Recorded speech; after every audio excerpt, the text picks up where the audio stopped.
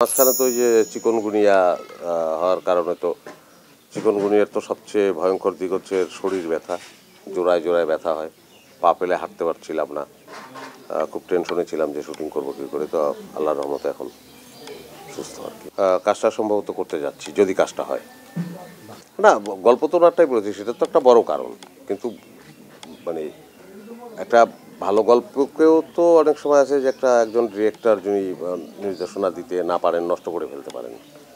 কিন্তু যখন আমি সিনেমা করব তখন তো আমি আসলে ডিরেক্টরের দিকেই নজরটা দেব।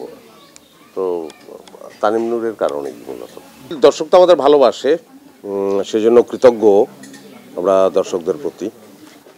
তো এই কাজটা ভালো হোক। কাজের আগে আমি আর খুব বেশি বলতে চাই না, কারণ এটা তো কোনো ফ্যাক্টরির কাজ না যে খুব গ্যারান্টি দিয়ে যেভাবে ফ্যাক্টরির কাজে বলা যায় যে এটা গার্মেন্টস ফ্যাক্টরি বা যে ফ্যাক্টরি বলি যে মাল এরকম ঢুকিয়ে দিলাম এরকম বের হয়ে আসলো, এটা তো তা না।